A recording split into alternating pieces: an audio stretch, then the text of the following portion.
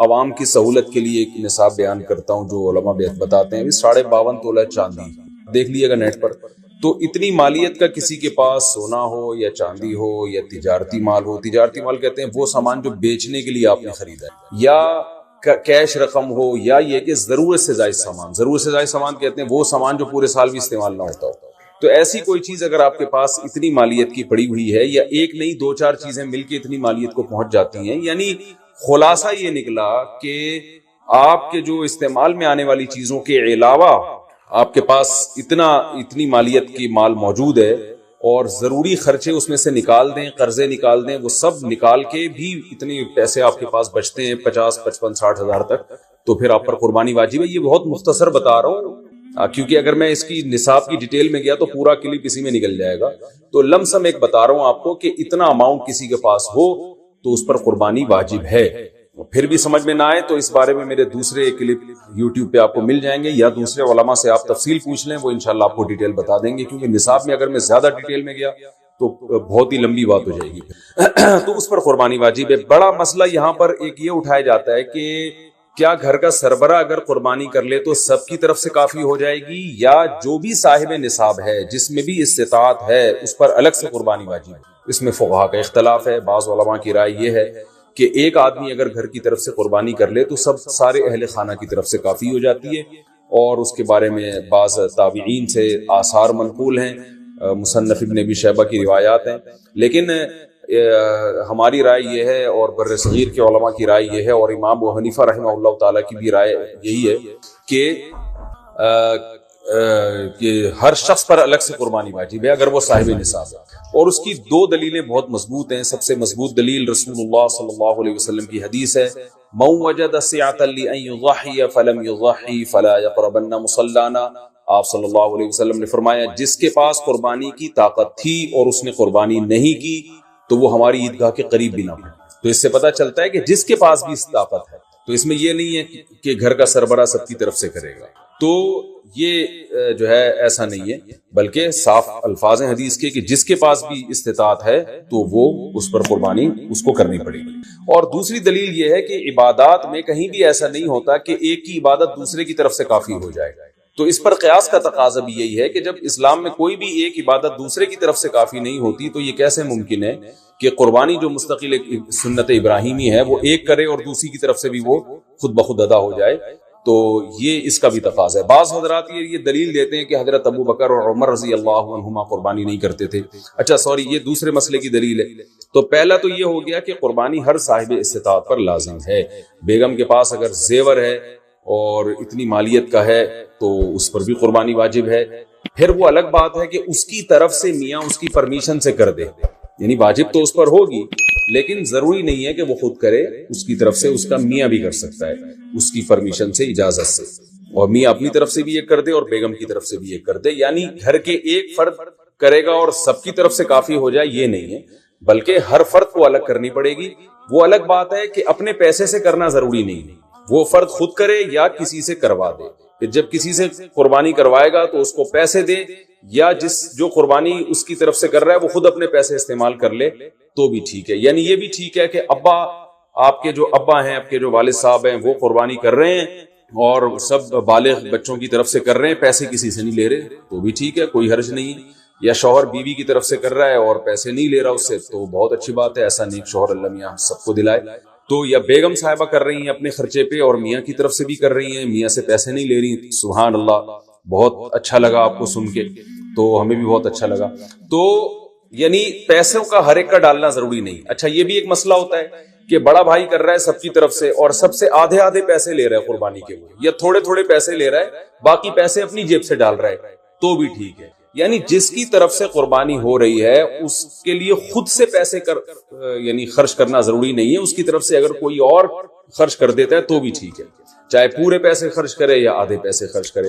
قرضہ لے کے بھی قربانی کی جا سکتی ہے. آپ کے پاس اگر پیسے نہیں ہیں تو آپ قرضہ لے کے کر سکتے ہیں اگر آپ کو یقین ہے کہ میں یہ قرضہ بعد میں لوٹا سکتا ہوں. البتہ قرضہ کھا کے قربانی ٹھیک نہیں ہے کہ آپ نے کسی کا قرضہ دینا ہے، وہ مانگ رہا ہے، دروازے پہ کھڑا ہوا ہے، وہ دے نہیں رہے اور آپ اس کے پیسوں سے بکرے کاٹ رہے ہیں آپ، یہ ٹھیک نہیں ہے.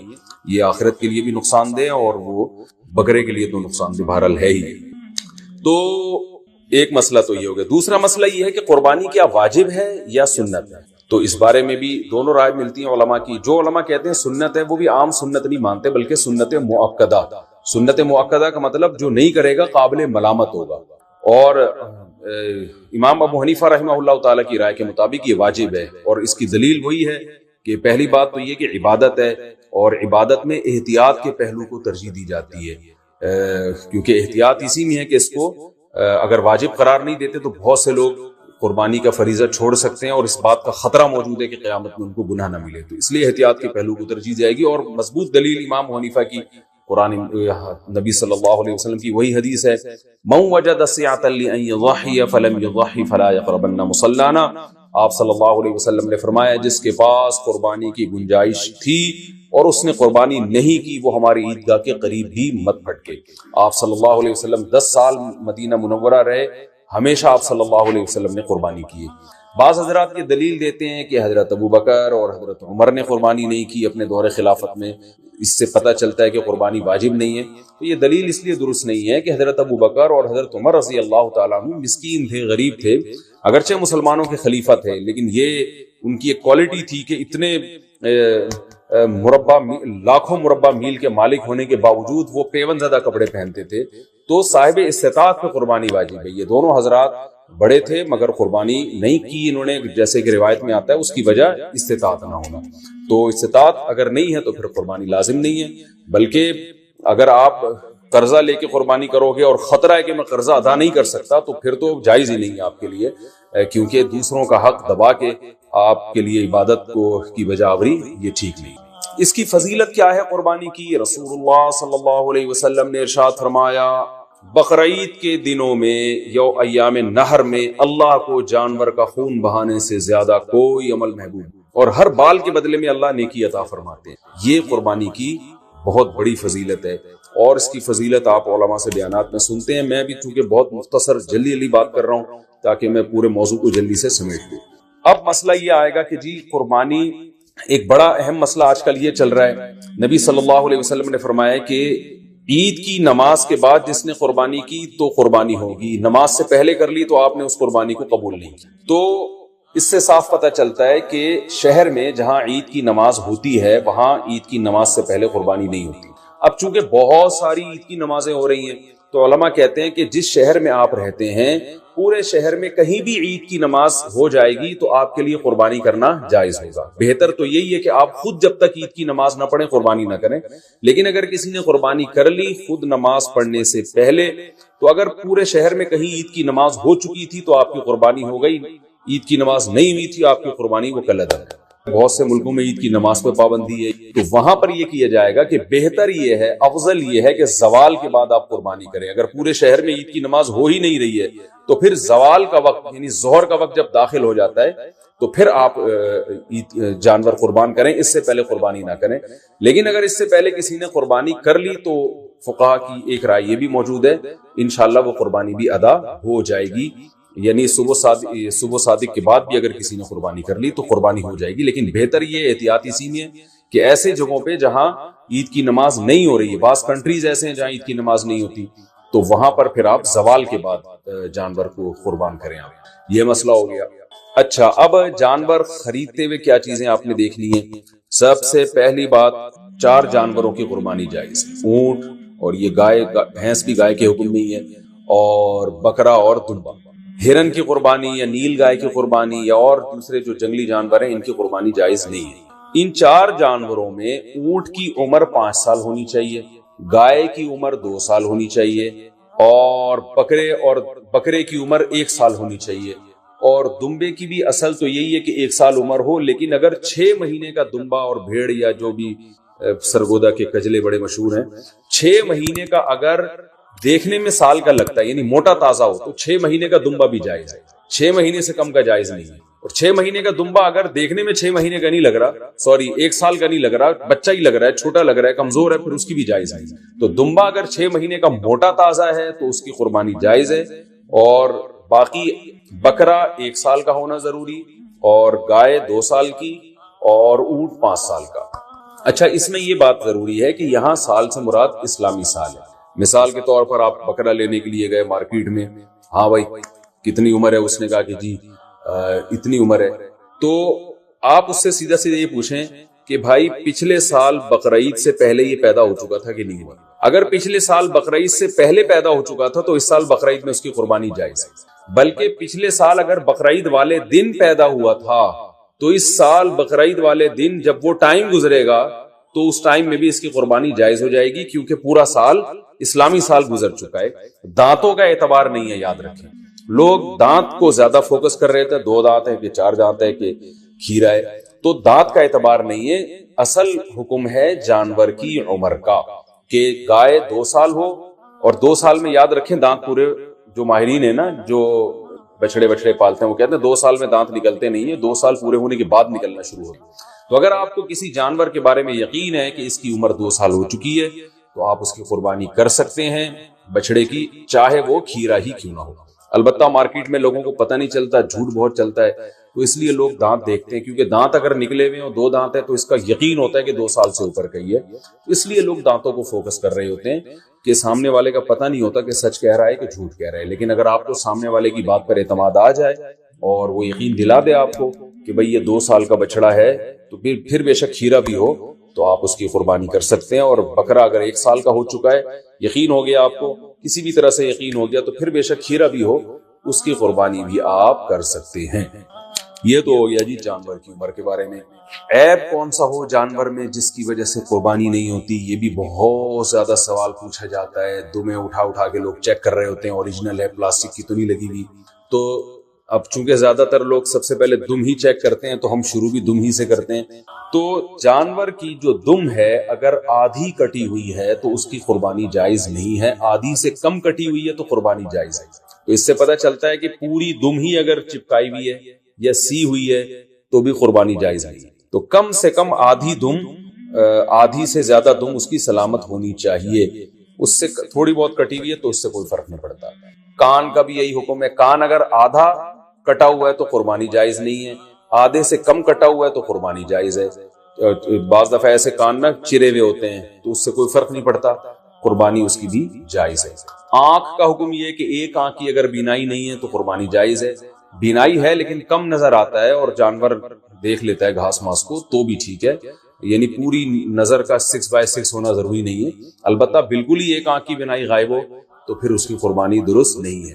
لنگڑا پن اتنا ہو اگر جانور میں کہ وہ بیچارہ لنگڑے پن کی وجہ سے آپ اس کو ذبح کرنے جہاں لے جانا چاہتے ہیں نا وہاں تک بھی نہیں جا سکتا، پہیے لگا کے دھکا دینا پڑ رہا ہے آپ کو اس کو، تو پھر تو قربانی جائز نہیں ہے. تھوڑا بہت لنگڑاتا ہو لیکن چل لیتا ہو تو قربانی ایسے جانور کی جائز ہے. یہ ہو گیا جانور کے عیب کے بارے میں.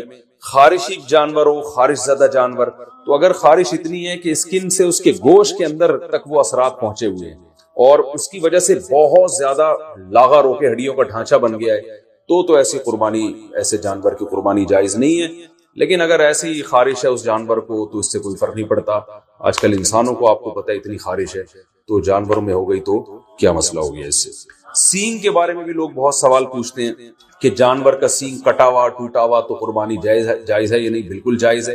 آج کل تو جانور کے پیدائشی سینگ ہی گھس دیے جاتے ہیں تو وہ جائز ہے. البتہ جانور کا سینگ اگر ٹوٹ گیا چوٹ لگنے سے اور ایسا ٹوٹا کہ جڑ سے اکھڑ کے نا اس کے دماغ ہل جاتا ہے پھر تو ایسے جانور کی قربانی پھر جائز نہیں ہے. لیکن اس طرح ہوتا نہیں ہے، کوئی حادثہ ہو جائے تو پھر تو ہوتا ہے جانور کے ساتھ، نارملی ایسا ہوتا نہیں ہے. اس لیے منڈی سے جب آپ جانور خریدا کریں تو سینگوں پہ زیادہ غور نہ کیا کریں، تمیز سے جانور لے لیا کریں آپ، کیونکہ اس میں زیادہ وہمی بننے کی ضرورت نہیں. خصی جانور کی قربانی بھی جائز ہے اور بعض لوگ اس کو صحیح نہیں سمجھتے، لیکن صحیح حدیث سے ثابت ہے آپ صلی اللہ علیہ وسلم نے خصی جانور کی قربانی بھی کی ہے.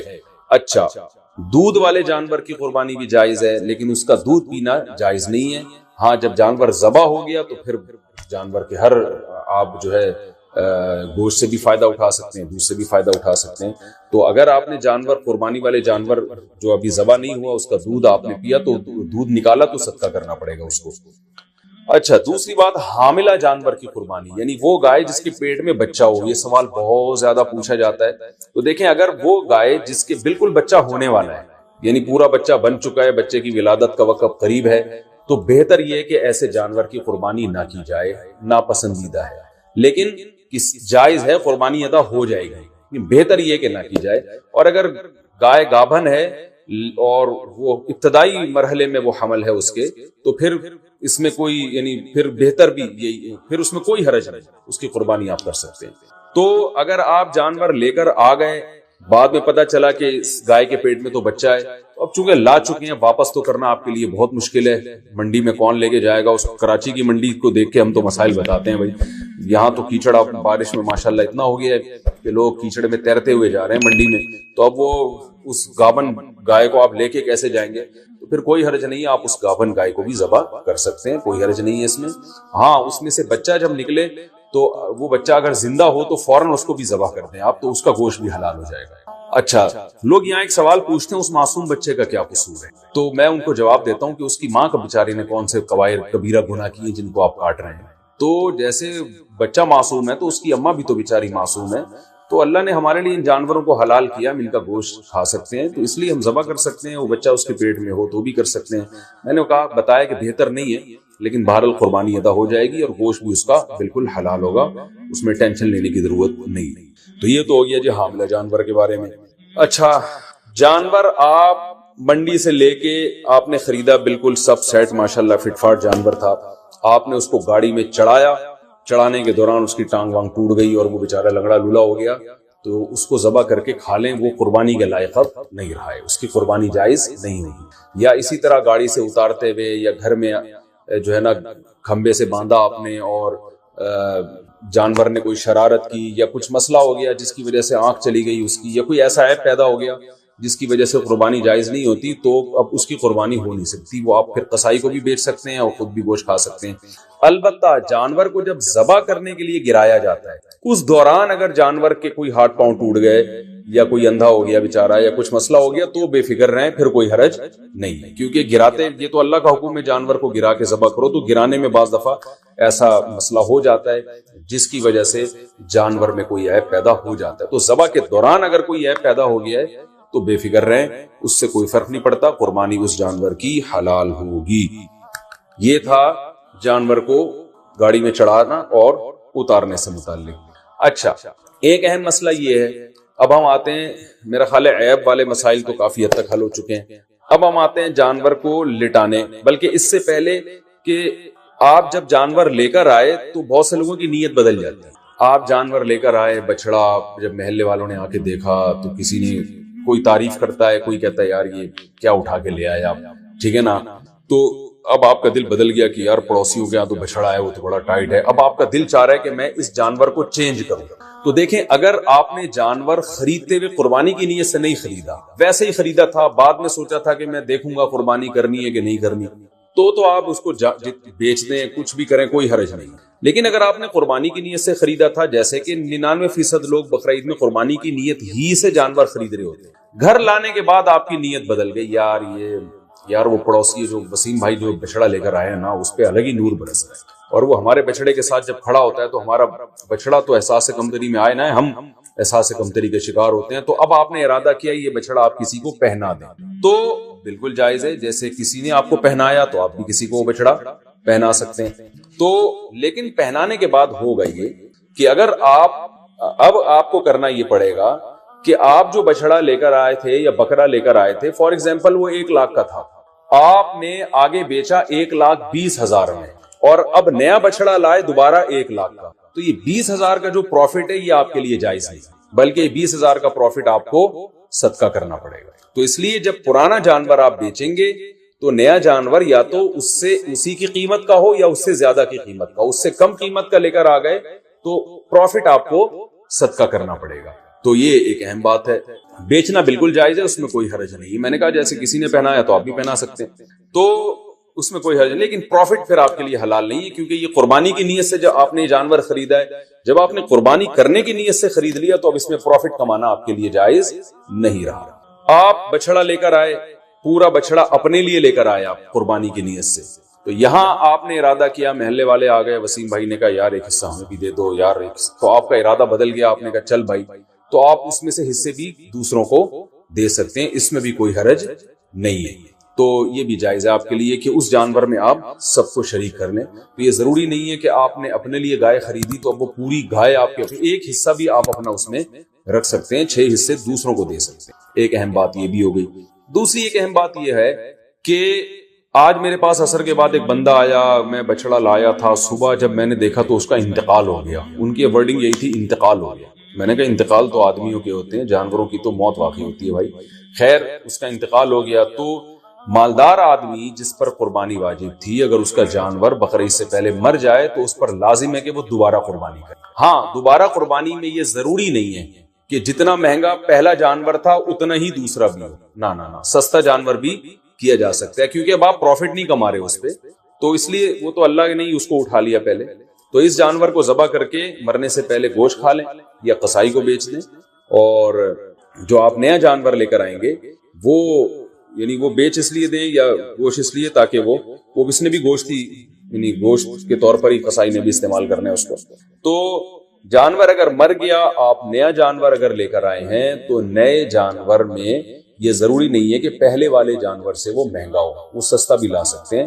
آپ پوری بچڑا لے کر آئے تھے تو اب کوئی بات نہیں، ایک دمبا کر لیں چھوٹا موٹا آپ، تو یہ ضروری نہیں ہے کہ اتنا ہی مہنگا ہو۔ اگر جانور مر جائے تو بس آپ نے ایک واجب اپنے ذمے سے پورا کرنا ہے، تو وہ سستا جانور بھی کر سکتے ہیں۔ اور اگر غریب آدمی جانور خرید کے لایا تھا قربانی کی نیت سے، وہ جانور مر گیا تو بس غریب کو ثواب مل گیا، دوبارہ اس پر قربانی واجب پہلے بھی نہیں تھی اب بھی واجب نہیں۔ تو یہ ہو گیا جی۔ اچھا اب ہم چلتے ہیں قربانی کے مسائل میں ذبح کی طرف۔ جانور ذبح کرنے میں ایک بڑی کوتاہی یہ ہوتی ہے کہ قصائیوں کے حوالے چھری کر دی جاتی ہے، بعض دفعہ پتہ نہیں ہوتا کہ یہ مسلمان ہیں بھی یا نہیں ہیں، کیونکہ ان دنوں میں ہندو بھی بہت سے قصائی بنے ہوئے ہوتے ہیں۔ تو یاد رکھیے گائے کی گردن پہ یا جانور کی گردن پہ جو چھری چلانے والا ہے، پکڑنے والا کوئی بھی ہو، رسی باندھنے والا کوئی بھی ہو، چھری چلانے والے کا توحید پرست ہونا ضروری ہے یا اہل کتاب ہونا ضروری ہے۔ تو اس لیے یہ دیکھ لیں کہ یہ مسلم بھی ہے یا نہیں، اور تو بلا وجہ خامخواہ میں کوئی کہہ رہا ہوں میں مسلمان ہوں تو اب یہ نہیں کہ لیبارٹری چیک کے لیے بھیج دیا آپ نے اس کو کہ ہے بھی کہ نہیں ہے، اتنی تحقیق کی ضرورت نہیں ہے۔ تو بس یہ پہلے تحقیق کر لیا کریں بھائی، مسلمان ہو، توحید پرست ہو، ایک اللہ کو مانتے ہو، نبی صلی اللہ علیہ وسلم کی ختم نبوت کے قائل ہو، اور نبی صلی اللہ علیہ وسلم کو مختار کل، مشکل کشا، حاجت روا تو نہیں سمجھتے۔ تو جو توحید کا عقیدہ ہے نا وہ بہرحال پہلے ضروری ہے، جو بیسک اسلام کے عقائد ہیں وہ اس کو پتہ ہونے چاہیے۔ تو اس کے بغیر جانور کا ذبیحہ جو ہے اگر آپ کو پتہ چل گیا کہ یہ مشرک ہے تو پھر اس کا ذبیحہ حلال نہیں ہے، ایک بات۔ دوسری بات، قصائیوں میں یہ کوتاہی ہوتی ہے کہ قصائی جو ہے وہ منہ میں گٹکے ہوتے ہیں، پان ہوتے ہیں، میں نے خود دیکھا ہے کہ وہ تکبیر نہیں پڑھ رہے ہوتے ذبح کرتے ہوئے، سب نہیں کرتے، بعض لوگ ایسا کرتے ہیں۔ تو اگر جان بوجھ کر کسی نے تکبیر چھوڑ دیے تو بھی جانور مردار ہو جائے گا۔ اس لیے قرآن مجید میں صاف اللہ کا حکم ہے وَلَا تَأْكُلُوا مِمَّا لَمْ يُذْكَرِ اسْمُ اللَّهِ عَلَيْهِ، وہ جانور جس پر اللہ کا نام نہ لیا جائے اس کو مت کھاؤ۔ تو اس لیے اس بات کا اہتمام کرنا چاہیے، جو لوگ جانور کے قریب کھڑے ہوئے ہیں ان کو سب کو چاہیے زور سے تکبیر پڑھنا شروع کر دیں تاکہ چھری پھیرنے والے کو یاد آ جائے اور وہ غفلت نہ کرے اس بارے میں۔ ہاں اگر بھولے سے رہ گیا، اس بیچارے کو یاد ہی نہیں رہا تو وہ جانور حلال ہے، اس میں کوئی حرج نہیں ہے۔ جان کر تکبیرات چھوڑ دینا یہ بالکل اس سے جانور مردار ہو جاتا ہے۔ بعض اب ایسے ہوتا ہے کہ ایک آدمی سے چھری چل نہیں رہی ہوتی تو دوسرا بھی ہاتھ لگا دیتا ہے، یار ہم دونوں مل کے چھری چلا دیتے ہیں۔ تو دو آدمیوں نے اگر چھری چلائی ہے تو پھر دونوں پر تکبیر پڑھنا واجب ہے، دونوں میں سے ایک بھی اگر تکبیر چھوڑ دے گا تو جانور حلال نہیں ہوگا، اس کا خیال کیا کریں۔ اور ویسے بھی جانور کو خود ذبح کیا کریں۔ علماء کہتے ہیں کہ جانور ذبح کرنے والا جو جس کی قربانی ہے نا وہ خود ذبح کرے گا تو اس میں زیادہ ثواب ہے۔ ایک کوتاہی جو بہت عرصے سے میں بتاتا چلا آ رہا ہوں، قصائی جانور ذبح کرنے کے بعد 4 رگیں کٹنے کے بعد حرام مغز میں چاقو مارتے ہیں، یہ بالکل غلط ہے۔ صرف 4 رگیں کاٹ کے جانور کو چھوڑ دینا ہے تاکہ بلیڈنگ زیادہ ہو، اس کا خون نکل جائے باڈی سے۔ قصائیوں کے پاس ٹائم کم ہوتا ہے، وہ جلد بازی میں ہوتے ہیں، لہذا وہ کہتے ہیں کون اتنی دیر جانور کے ٹھنڈا ہونے کا انتظار کرے۔ بالکل ایسے ہی جیسے خواتین کو جب ڈیلیوری ہوتی ہے نا، بچہ پیدا ہوتا ہے تو بعض گائنی کی ڈاکٹر کہتی ہے کون اتنی دیر انتظار کرے گا، لاؤ چاپڑ، چاقو، کینچی لاؤ، پیٹ چاک کرو اور آپریشن کر کے بچہ باہر نکالو، ہم نے دوسرا کیس بھی نمٹانا ہے۔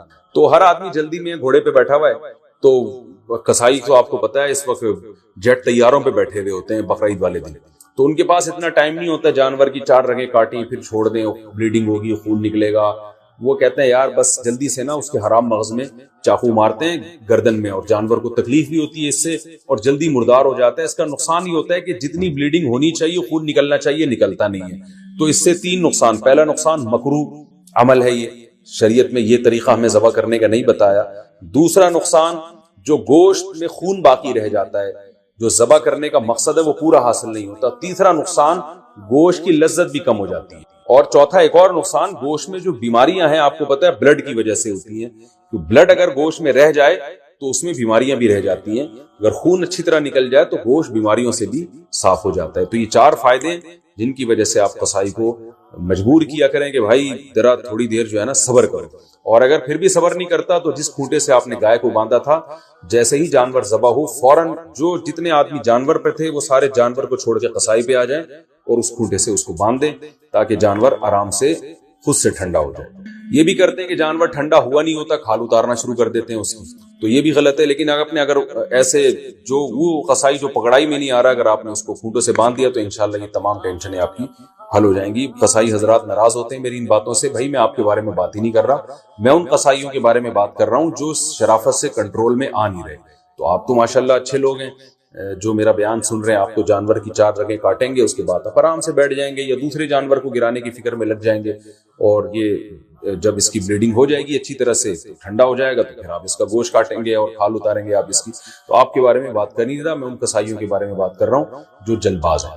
اچھا بھائی، اب مسئلہ یہ ہے کہ گوشت کی تقسیم میں تول کے گوشت تقسیم کرنا ضروری ہے، خوب اچھی طرح سمجھ لیں۔ گوشت سودی اموال میں سے ہے، لہذا گوشت کے جب 7 حصے ہوں گے تو تول کے ہوں گے، یہ خوب سمجھ لیں۔ لوگ کہتے ہیں ہم راضی ہیں، تو راضی ہونے کا مسئلہ نہیں ہے، یہ سودی اموال میں سے ہے۔ اب میں اس کی ڈیٹیل میں جاؤں گا تو یہ کلپ بہت زیادہ لمبا ہو جائے گا، تو اس لیے بس علماء کی بات پر اعتماد کر لیں۔ اس کو تول کے تقسیم کرنا واجب ہے۔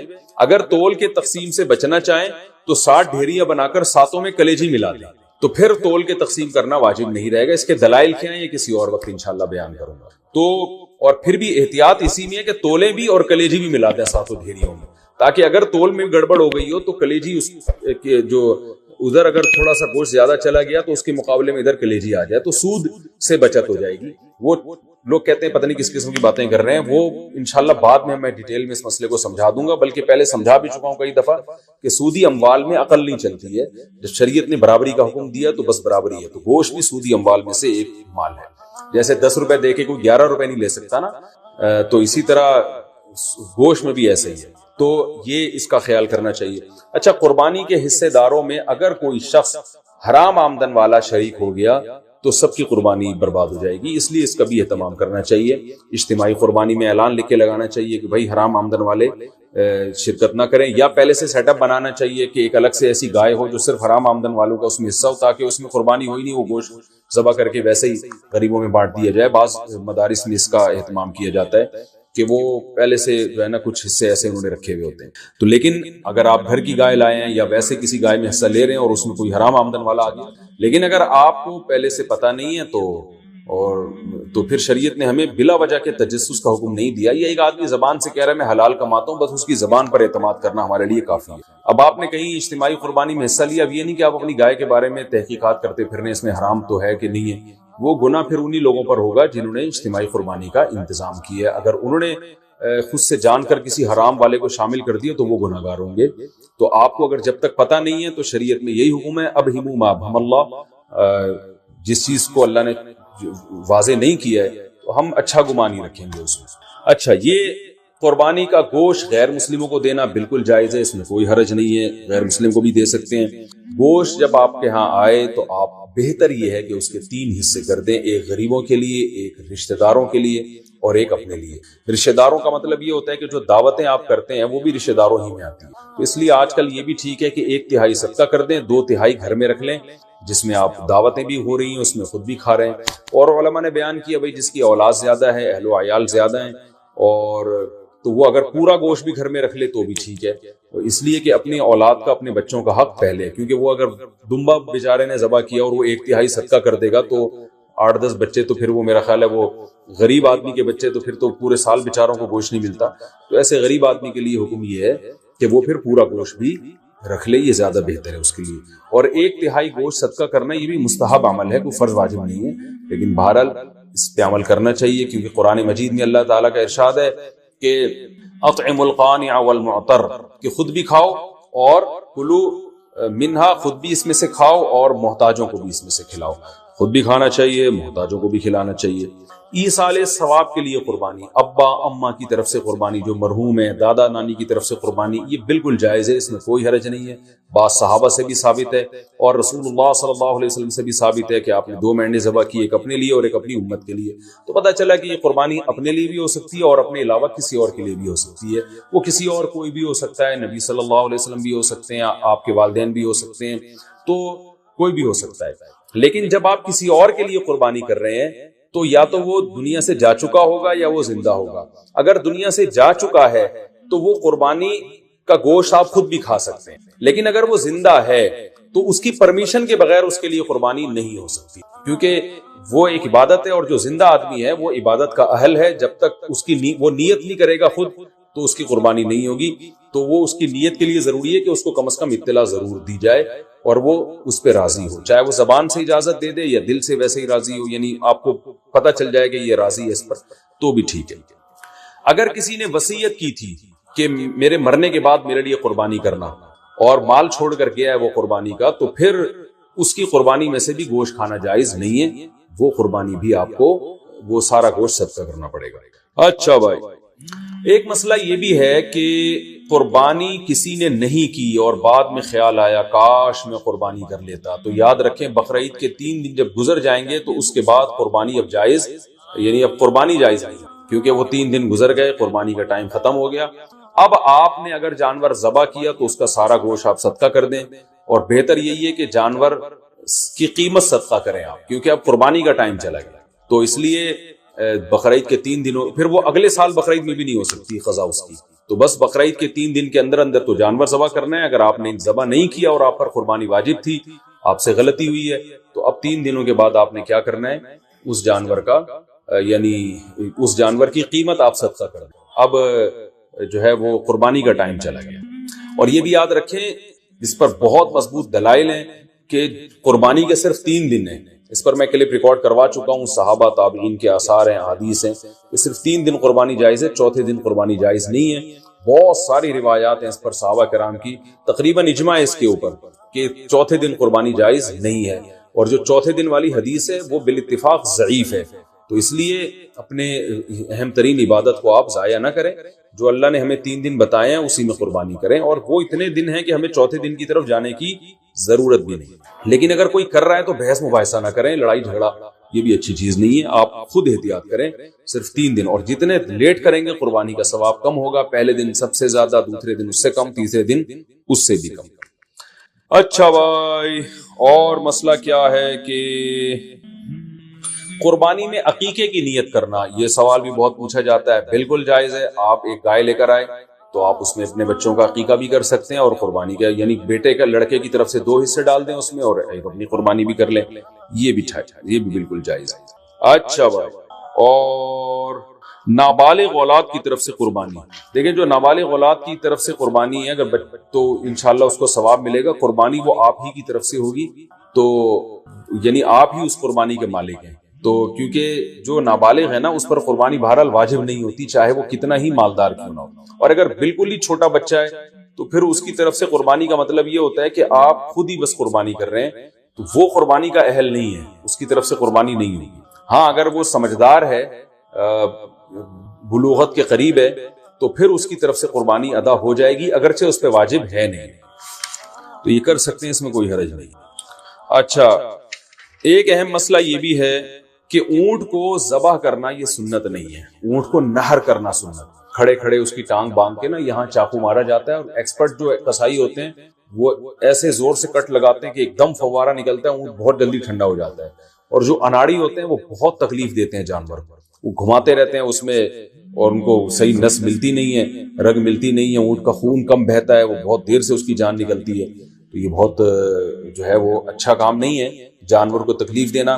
آپ صلی اللہ علیہ وسلم نے حکم دیا ہے کہ جب تم میں سے کوئی شخص جانور کو ذبح کرنے کا ارادہ کرے تو اسے چاہیے کہ جانور کو راحت پہنچائے, اس کی راحت کا خیال رکھے, وہ اس کی کو اذیت نہ دے, تکلیف نہ دے. اور آپ نے یہ بھی فرمایا کہ اپنی چھری کو پہلے تیز کر لو تاکہ جانور کو تکلیف نہ ہو. بعض لوگ یہ کر رہے ہوتے ہیں, جانور کو لٹا کے چھری تیز کر رہے ہوتے ہیں, وہ بھائی پہلے ہی کر لیتے یہ کام, اس کو آپ نے جو لٹا کے اتنی تکلیف دی ہوئی ہے, یہ ٹھیک نہیں, یہ ٹھیک عمل نہیں ہے. تو جانور کو راحت دینے کا ہمیں حکم ہے، تکلیف سے اس کو بچانا ہے ہمیں۔ تو یہ کچھ مسائل تھے، اور بھی کوشش کر رہا ہوں کہ کوئی مسائل دماغ میں آ جائیں جو لوگ زیادہ زیادہ۔ ہاں، ایک اہم مسئلہ یہ، بعض جانور بڑے شرارتی ہوتے ہیں، کنٹرول میں نہیں آ رہے ہوتے، جیسے بعض میاں کنٹرول میں نہیں آتے، بعض بیویاں کنٹرول میں نہیں آتی، بعض بچے کنٹرول میں نہیں آتے، اور بعض دفعہ آپ کا ملازم کنٹرول میں نہیں آ رہا۔ تو اس طرح بعض دفعہ آپ ایسی گائے لے آتے ہیں کہ وہ گائے، ابھی ہمارے 2-3 سال پہلے محلے میں ایک بچڑا آیا، وہ ایسا خونخوار قسم کا بچڑا کہ وہ کسی کو قریب ہی نہ آنے دے۔ تو ایک قصائی آیا، اس نے کہا ابے دیکھو ایسی کی تیسی میں کسی سے نہیں ڈرتا، اور بغیر کچھ کہے نا وہ بچڑے کے قریب چلا گیا۔ جو وہاں بچڑے کے قریب لوگ تھے نا، ان کا بیان ہے کہ وہ ایسے اچھلتا ہوا قصائی بچڑے کے پاس گیا کہ جیسے ڈرتا ہی نہیں ہے۔ تو کہہ رہے ہیں ہمیں چند سیکنڈ کے بعد ہمیں یہ لگا کہ صرف بچڑا ہے، قصائی ہے نہیں یہاں پہ کہیں بھی۔ تو ہم حیران، یہ قصائی کیا کہاں، یعنی بچڑے نے اتنی اسپیڈ کے ساتھ اس کو لات ماری ہے کہ قصائی مارکیٹ سے شارٹ۔ تو کہہ رہے ہیں ہم دیکھا وہ وہاں پڑا ہوا ہے۔ تو وہ فنٹر گیری بھی بعض لوگ کر رہے ہوتے ہیں۔ تو ایسا جانور جو بہت ہی شرارتی ہو، قابو میں نہ آ رہا ہو، تو شرعاً یہ جائز ہے کہ آپ اس کو پہلے اگر کسی گولی وغیرہ سے مار دیں، گرا دیں اس کو بندوق سے، اور پھر ذبح کر لیں تو بھی جائز ہے۔ یا اور کسی طریقے سے اس کو قابو میں لانے کے لیے یہاں پر اس کے گردن پہ کھڑے کھڑے بھی ذبح کر سکتے ہیں، یعنی اس کو یعنی 2 دھاری چاقو آپ نے گردن پہ لگایا اور اس کو چاروں رگیں کاٹ ڈالی تو بھی جائز ہے۔ تو بہتر سنت طریقہ تو یہی کہ لٹا کے گلے پہ چھری چلائی جائے بچڑے کے، لیکن اگر وہ بے قابو بچڑا ہے تو کھڑے کھڑے بھی مجبوراً اس کو ذبح کرنا جائز ہے۔ ہاں، اگر گولی ماری آپ نے اس کے گرانے کے لیے اور گولی سے ہی وہ ٹھنڈا ہو گیا تو پھر حرام ہو جائے گا، چاہے گولی پہ تکبیر بھی کیوں نہ پڑی ہو، کیونکہ گولی کا شکار جائز نہیں ہے، حلال نہیں ہے، تو اس لیے دھاری دار چیزوں کا شکار ہوتا ہے۔ اسی طرح جانور اگر بھاگ گیا اور آپ نے اس کو چاقو مارا پیچھے سے تکبیر پڑھ کے، اور تیر مارا یا چاقو مارا، آج کل لوگ ارطغرل دیکھ رہے ہیں تو تیر ویر بھی لوگ گھروں میں لا کے رکھ رہے ہوں گے، تو تیر مارا، دھاری دار چیز ہے نا، وہ تیر اس کے جا کے لگا، یا چاقو آپ نے مارا، وہ چاقو اس کے لگا، اس سے وہ زخمی ہو گیا، اس سے وہ نیچے گرا، آپ فوراً بھاگیں جا کے اس کو ذبح کریں، لیکن آپ فوراً بھاگے اور ذبح کرنے سے پہلے وہ ٹھنڈا ہو گیا تو بھی وہ حلال ہے، کیونکہ دھاری دار چیز سے شکار اگر کیا تو پھر اگر آپ کو ذبح کرنے کا موقع نہیں ملتا اور اس دوران جانور مر جاتا ہے تو وہ شکار حلال ہوتا ہے، بشرطے کہ آپ نے تیر پھینکتے ہوئے یا چھری پھینکتے ہوئے آپ نے تکبیر پڑھی ہو، اللہ کا نام لی۔ لیکن اگر آپ قریب پہنچ گئے اور زندہ تھا وہ، تو پھر آپ نے ذبح نہیں کیا تو پھر حلال نہیں ہوگا۔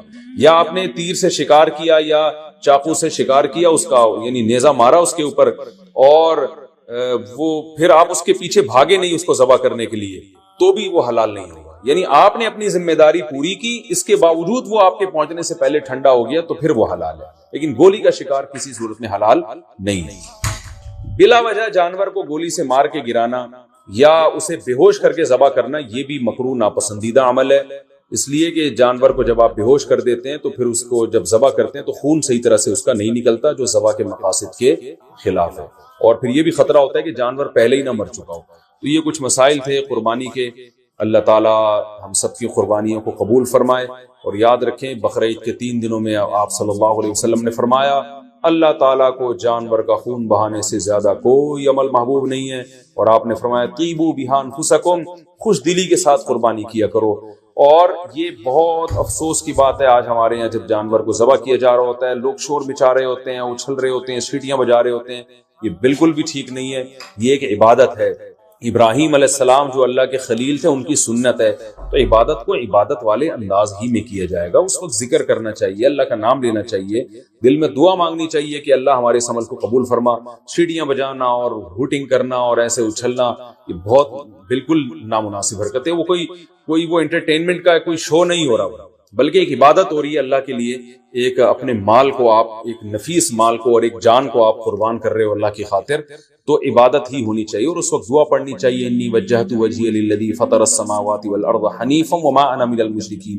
یہ دعا کسی کو یاد نہ ہو تو ویسے ہی زبان سے کہہ دے اللہ یہ میری طرف سے اور میں نے تیری طرف رخ کیا، اور یہ میری طرف سے صرف تیرے لیے قربانی ہے اور تیرے خلیل ابراہیم علیہ الصلوۃ والسلام کی سنت کو میں زندہ کر رہا ہوں۔ یہ دل میں نیت کر لے، زبان سے اچھے الفاظ کہہ دے کہ اللہ تو میری طرف سے قبول کر لے اس کو، تو یہ الفاظ کہنے چاہیے، دعا مانگنی چاہیے کہ اللہ اس کو قبول فرما لے۔ تو یہ ہے قربانی کا گوشت اسٹور کتنے دن کر سکتے ہیں، جتنے دن چاہیں، فریج جب تک آپ کی اجازت دیتا ہے۔ البتہ میں ایک چٹکلا سناتا ہوں، وہ ایک آدمی نے اپنا بکرا دیکھا جنت میں ٹہلتا ہوا نظر آ رہا ہے، بکرا ذبح کیا تھا نا اس نے، لیکن اس بکرے کی ایک ٹانگ جو ہے نا وہ نہیں تھی، تو اس نے بکرے سے پوچھا بھائی تیری ایک ٹانگ کہاں ہے؟ تو اس نے کہا وہ ابھی تک تیرے فریج میں رکھی ہوئی ہے، 6 مہینے ہو گئے ہیں، ٹھیک ہے نا، وہ یہاں پہنچی نہیں۔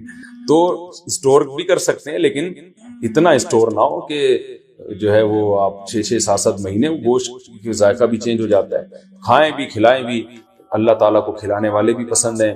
اور قربانی میں تو اللہ تعالیٰ نے ہمیں روزے کو حرام کر دیا بقرعید کے دنوں میں، اسی وجہ سے حرام کر دیا کہ ہم تاکہ قربانی کا گوشت استعمال کر سکے۔ تو قربانی کا گوشت کھانا بھی سنت ہے۔ آپ صلی اللہ علیہ وسلم نے 60 اونٹ اپنے ہاتھ سے نہر کیے تھے، اور روایت میں ہے کہ ہر اونٹ سے کچھ نہ کچھ گوشت آپ صلی اللہ علیہ وسلم نے چکھا تھا۔ تو اس لیے مبارک گوشت ہے، اللہ کی طرف سے ضیافت ہے۔ اللہ تو بھائی دال چاول بھی کھلا رہا ہو اپنی طرف نسبت کر کے تو بھی بڑی چیز ہے، وہ اللہ ہمیں گوشت کھلا رہا ہے، تو یہ وہ گوشت نہیں ہے جو پورے سال ہم کھاتے ہیں، یہ وہ گوشت ہے جو صرف 3 دن اللہ اپنی طرف سے ہمیں اپنی طرف نسبت کر کے ضیافت کرتے ہیں کہ میری طرف سے یہ تمہاری ضیافت ہے۔ بڑی مبارک چیز ہے، اللہ تعالی ہم سب کو سمجھنے کی، عمل کرنے کی توفیق عطا فرمائے۔ وما علینا الا البلاغ۔ ایک اور مسئلہ رہ گیا